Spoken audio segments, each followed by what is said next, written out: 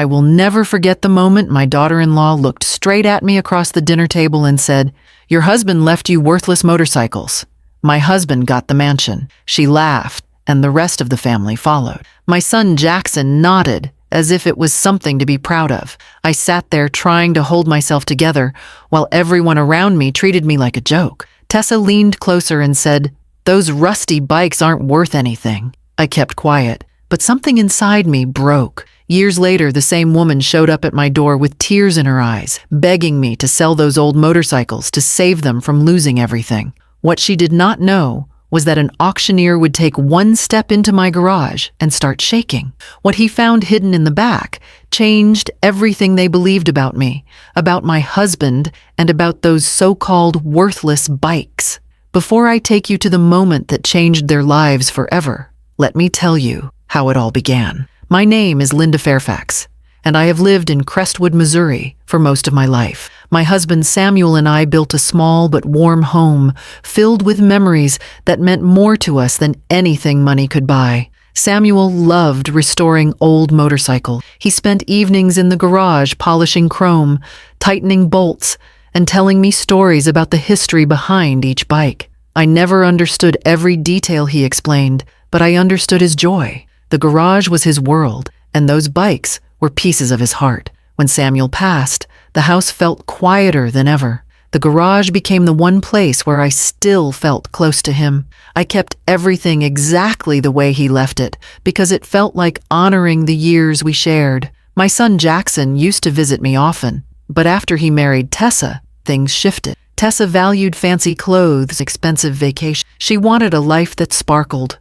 no matter the cost. Jackson followed her lead until he barely looked back at the life he came from. When Samuel's will was read, Jackson inherited the large mansion Samuel had bought as an investment years before. I received the motorcycle collection. I was completely fine with it. The motorcycles held memories of my husband, the kind you cannot appraise with money. But Tessa rolled her eyes and whispered loudly enough for me to hear, "She got trash while we got something real." Jackson did not correct her. He stood tall, proud of the mansion, while I held onto the keys to a dusty garage and the legacy inside it. I returned to my small home, opened the garage door, and sat beside Samuel's bikes.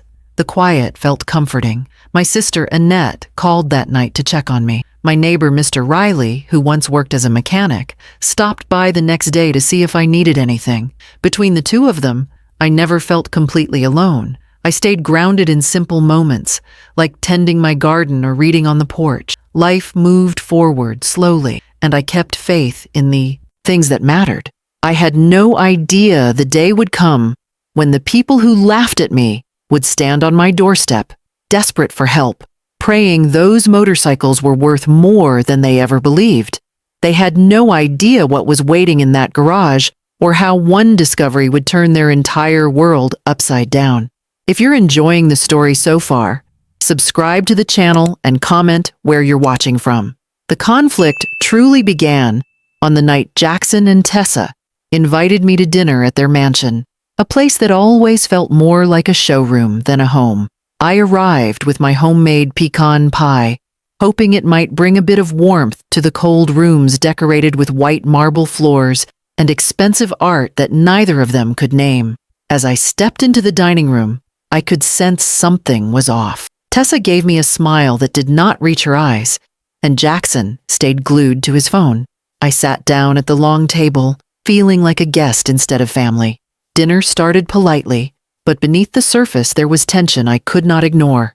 They talked about vacations, new cars, and business dinners, subjects that made me feel like an outsider in my own son's life. When the conversation shifted to Samuel's will, I felt my stomach tighten. Tessa lifted her glass and said loudly, "Your husband left you those motorcycles, and my husband got the mansion.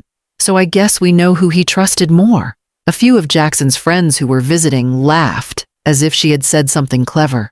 Jackson smirked and nodded, choosing pride over kindness. I tried to let it pass, but Tessa pressed harder.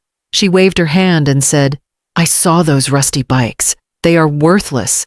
I cannot believe he expected you to handle them. You should have sold them years ago." My face burned with embarrassment, and I answered softly, Those bikes were important to him. They remind me of who he was. Tessa leaned toward me and said, "Memories do not pay bills. He should have given you something real, like this house." Her words felt like a slap.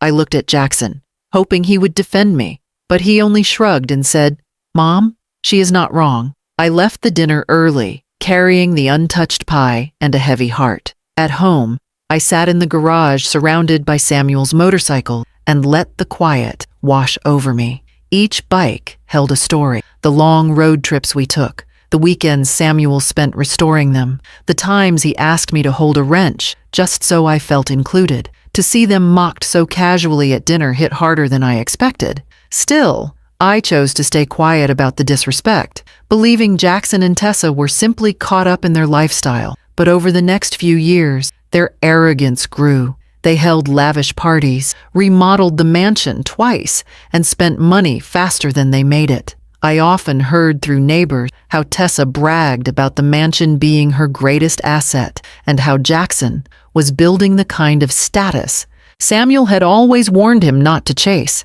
It was no surprise when things started falling apart. Jackson's company downsized and he lost his job. Tessa's online boutique crashed after a series of shipping problems. Their credit card bills piled up. The mansion taxes doubled and loan collectors started calling. They sold jewelry, furniture, artwork, and even some of the clothing Tessa once flaunted. Still, they could not keep up. I kept my distance, praying they would find their footing without needing to be rescued. But one rainy afternoon, everything changed. I heard urgent knocking at my door and opened it to find Tessa standing on the porch, soaked from the rain, her hair stuck to her cheeks. She looked nothing like the confident woman who once boasted about her perfect life. Her voice shook as she said, "Mom, please, we need your help. We are losing everything. Sell the motorcycles and help us pay off the debt." Jackson stood behind her, pale and defeated. He could not even meet my eyes. I felt sadness wash over me, not because they were struggling, but because the only time they looked at me as family was when they needed something. I answered calmly, "You told me those bikes were worthless." Tessa shook her head quickly and said, "We were wrong. Anything can help. Please." Jackson finally spoke, barely above a whisper. "Mom, we do not know where else to turn." I could hear the truth in his voice, but I also knew desperation could twist people into using whatever they once mocked. I looked at the garage, thinking of Samuel, thinking of the years those bikes had been ignored by everyone except me. Something inside me shifted. I realized I deserved to know what those motorcycles were truly worth, not for their sake, but for my own clarity. That was the moment I decided to call an appraiser, not to save them, but to understand the value of what Samuel left behind and how wrong they had been all along. The morning after Jackson and Tessa showed up begging for help, I woke up earlier than usual. I sat at the edge of my bed and thought about everything I had held inside for years. I thought about the dinner where they mocked me, the nights I cried alone in the garage, the way they dismissed Samuel's legacy as if it was trash, and the way they only remembered me when they needed something. I knew I needed to make a choice based on truth, not guilt.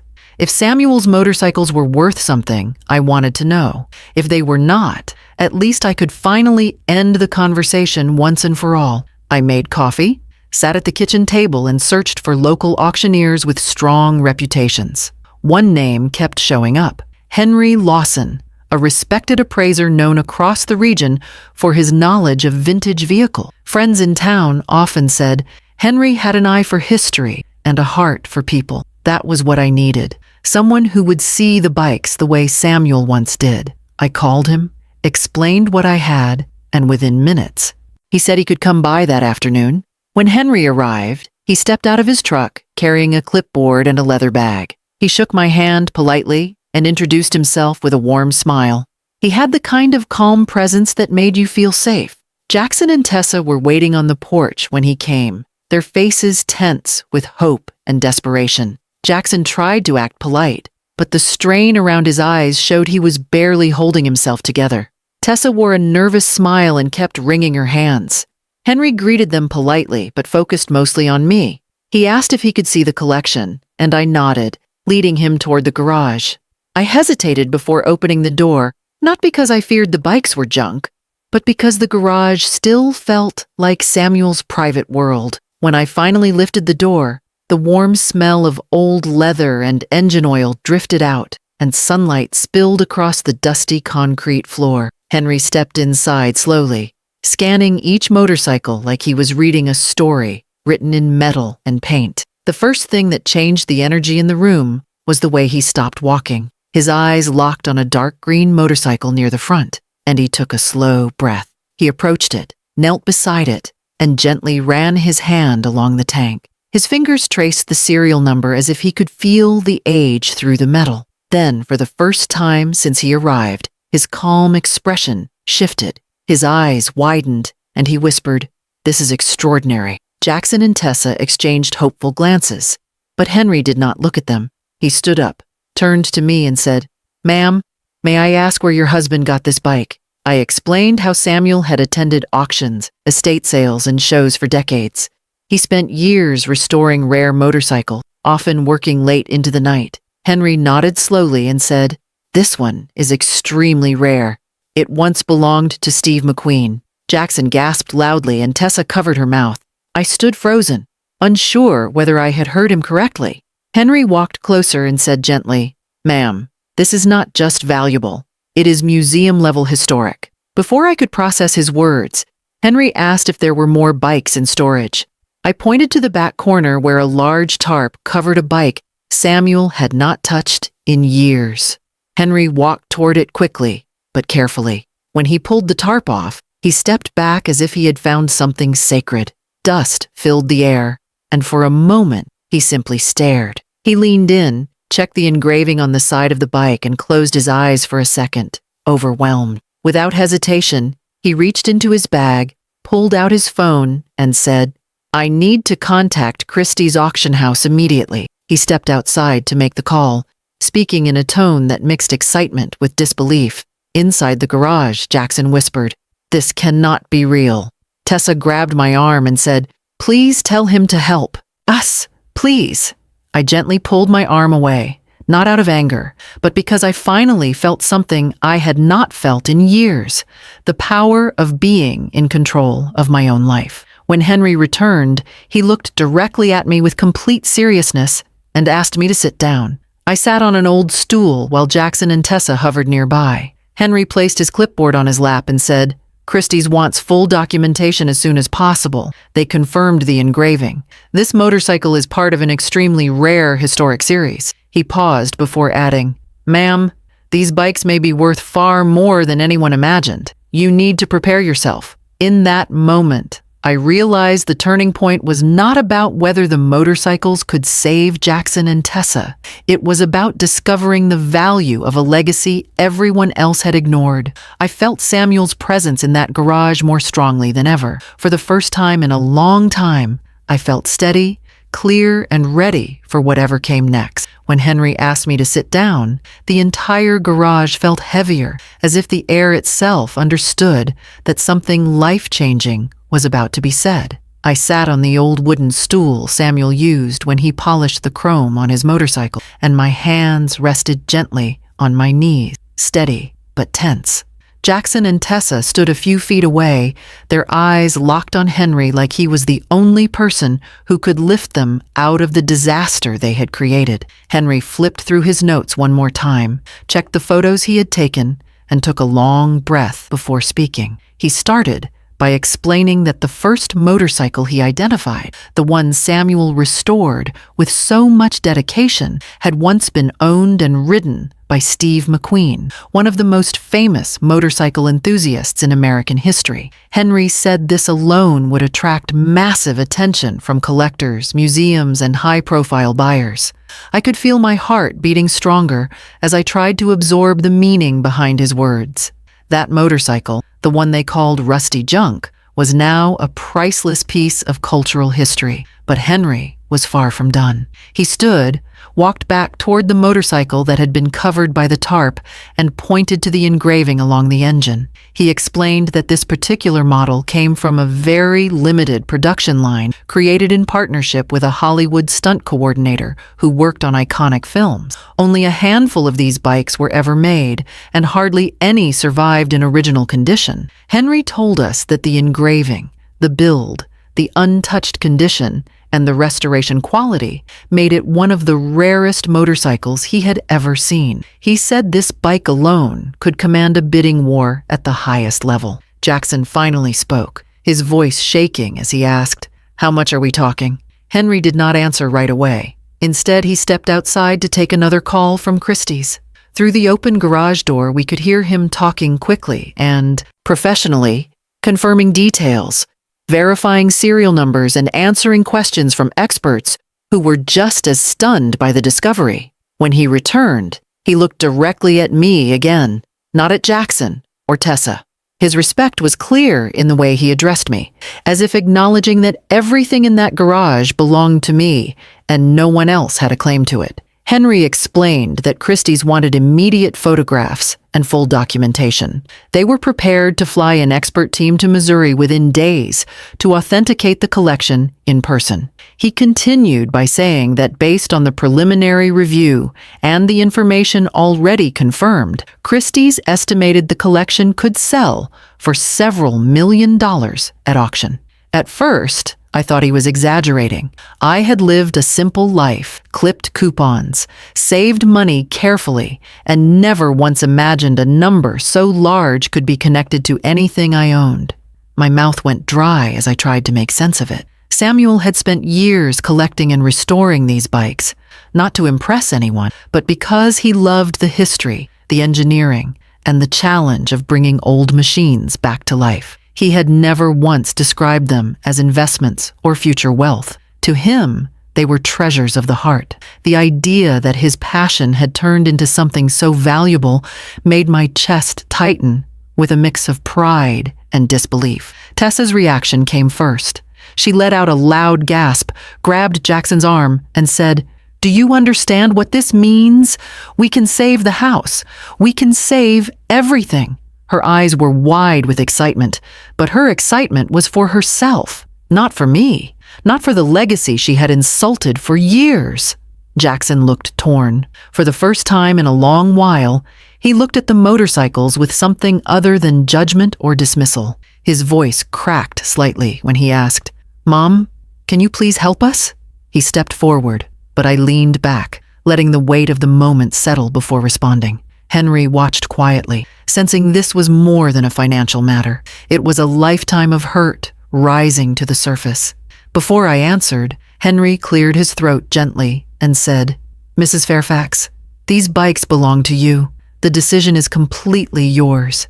If you choose to sell them, Christie's will handle everything. If you choose to keep them, they will only grow more valuable." His tone carried no pressure, just truth. The garage fell silent, except for the ticking of an old wall clock. I looked at each motorcycle, remembering the night Samuel would come in from the garage with oil on his hands and a smile on his face. I remembered the pride he took in every bolt, every polished surface, and every restored. These bikes carried his fingerprints, his dedication, and his love. I finally turned to Jackson and Tessa. Their faces were filled with desperation and expectation. My voice was steady when I said, "These bikes were never worthless. They were never junk. They were the best parts of your father's life, and you laughed at them. You laughed at me." Jackson looked down at the floor, unable to defend himself. Tessa opened her mouth to speak, but no excuse came out. The truth hung heavy between us. The moment belonged to me, not out of revenge, but out of respect for everything Samuel had built. The value of the motorcycles was more than money. It was proof that dignity endures even when others try to crush it. And for the first time in years, I felt the strength of knowing I did not need anyone's approval to decide what came next. Leaving the garage that day felt like stepping into a new version of my life, one built on truth, instead of the years of quiet hurt I had learned to swallow. I walked into the house with a steady calm, while Jackson and Tessa followed behind me, their steps slow and uncertain. They sat at my kitchen table without speaking, waiting for me to tell them what I planned to do. I poured myself a cup of tea and sat across from them, taking a moment to absorb the reality of what Henry had revealed. The motorcycles Samuel left behind were worth far more than any mansion or designer item they had bragged about. They were pieces of American history, cared for by a man who loved them purely. Looking at Jackson, I saw flashes of the little boy who once rode on the back of Samuel's motorcycle, gripping his father's waist and laughing as the wind rushed past them. Somewhere along the way, he had traded joy for status, substance for show. Tessa sat stiffly in her chair, tapping her fingers against her purse, waiting for me to agree to save them. Her eyes darted around the room as if she was searching for a reason to convince me. When she finally spoke, her voice was thin and shaky. She said, "We made mistakes. We know that. But please, we are desperate. You can fix everything." Her words hung in the air, heavy and hollow. I took a deep breath and reminded myself that kindness did not mean sacrificing my dignity. I told them gently but firmly that the motorcycles were mine and that the only person whose memory I was responsible for honoring was Samuel. Jackson lowered his head, and for the first time, I saw regret instead of pride. He said, "Mom, I am sorry for the way we treated you. I should have stood up for you. I should have valued what you value." His apology felt genuine, and although it could not erase the years of disrespect, it softened the ache in my chest. I told him I would not let them go hungry or homeless, but I would not hand them millions of dollars to repeat the same mistakes. They needed to rebuild through effort, not inheritance.